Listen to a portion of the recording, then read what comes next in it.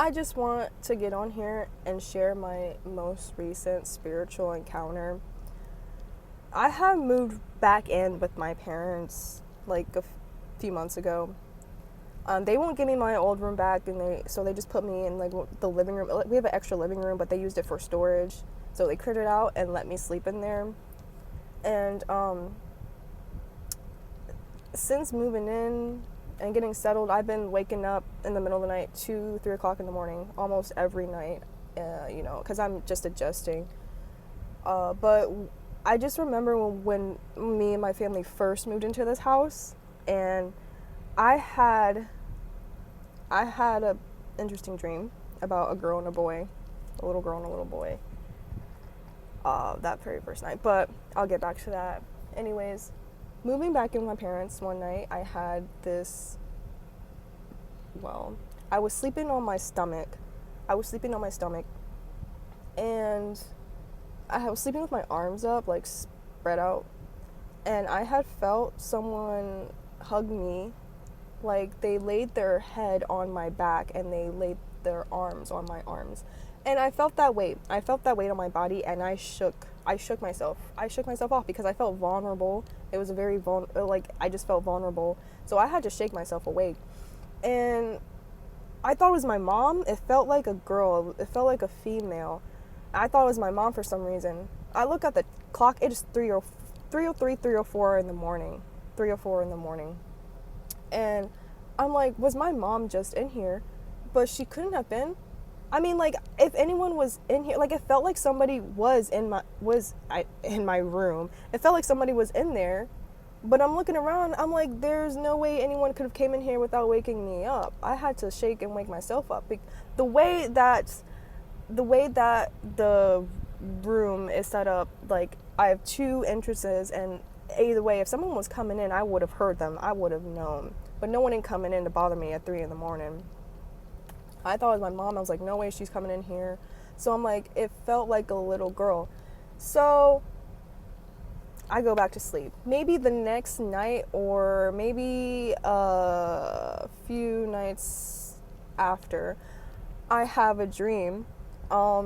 Me, my mom, my brothers, and my sister were all kind of like hanging out in my room. I say room, it's like a living room, but it's my room.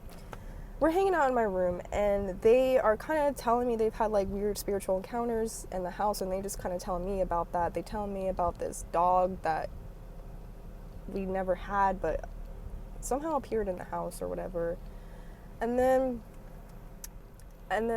my mom, she put a camera in my room, and she wants to tell me, she's looking at the camera, and she's like, do you see that in your room? I was like, see what? She's like, do you see her? I was like, see what? I think she said it was a vampire or something. I don't know what she said. She said it was a vampire. I don't remember, but she said there's something there in your room with y'all. And I'm kind of spinning in circles. I'm like, where is she? She's in front of my TV. And once I spin around for the last time, I see her. She's standing right there in front of my TV, this girl. She's not moving. She looks like she's probably about in elementary school, maybe 4th grade. And she's not moving. Her skin is pale. Her skin is so white. It's like really pale, and her eyes are the brightest electric blue I've ever seen in my life. Her hair was straight and long. It was very combed. She was a dirty blonde, and she wasn't moving. I approached her. She's like, she didn't even blink. She didn't acknowledge me. It was really weird. I'm like talking to her. I don't remember what I'm saying to her, but I'm like interacting with her. I touch her hair, I tug on it, and I'm not getting no reaction from her. She's like stiff cold, like a mannequin. It's really freaking weird. I was like, I just back away from her. She's still not moving. She's just standing there staring right in front of my TV. This girl, and I told my mom, I was like, I see her. I see her. Like, I'm acknowledging that I see her. I don't remember what happened after that in my dream. I think we were planning on leaving the house, but I'm like, how are we just going to leave the house when there's spiritual activity going on? We only got to do some cleansing, but that's besides the point. I actually get woken up out of this dream. My fan falls over and it wakes me up. And it actually makes me mad because I can't sleep without my fan. I sweat in my sleep. I get hot so easily. I can't sleep without my fan. I have it balancing on some boxes, but let me tell you, I've had it balancing on these boxes for weeks, for months, and it's never been unsteady. It just falls over in the middle of the night, and I get mad. I'm just like, I'm not getting up out of my bed to pick up my fan. I'm just gonna have to lay in bed and sweat if I get hot. And I'm just like, I didn't want to look at the time either. Something just told me, I was like, I'm just not gonna look at the clock. I'm not gonna get up out of my bed. I'm just gonna pray. Like, it just felt weird. I felt uncomfortable. I felt uneasy. There was a little bit of energy in there. And I just didn't want to acknowledge it. I didn't want to feed into it. So I prayed. I didn't look at the clock. I didn't get out of my bed. I just laid there and prayed, so I just wanted comfort to go back to sleep. Thankfully, I woke up. I was like, wow, I didn't even sweat. I didn't sweat. And I fell asleep. I was like, cool. I made it through the night. I lived. That's all right. There is a part of the story that I want to share. I'm just going to do it anyways. At the time, I was talking to who I thought he was like a spiritual partner. I'm still meditating on that. I'm actually starting to think otherwise, but yeah, when I told him about the night where I felt someone laying on my back and I woke up at 3 a.m., he told me that same night that he was also sleeping on his stomach and he felt someone claw at his back.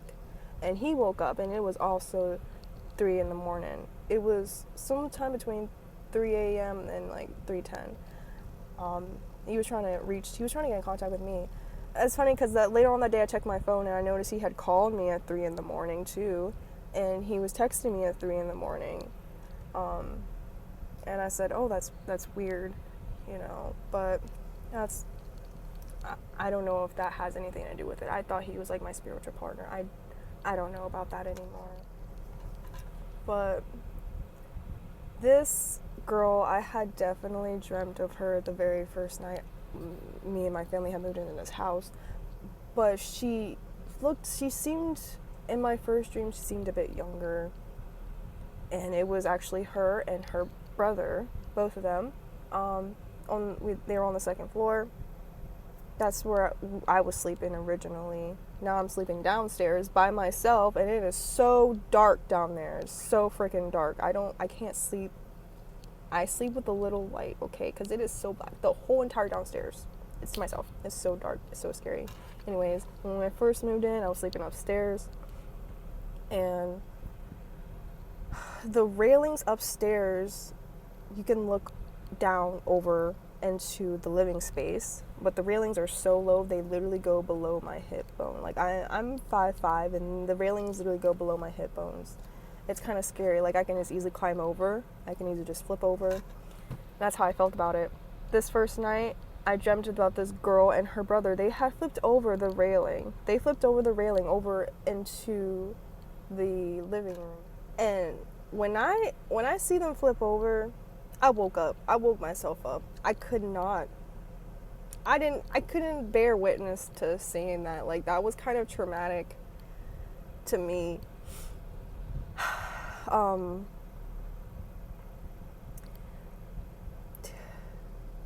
Yeah. That's all I have to say about that. Anyways, stay in prayer. Peace.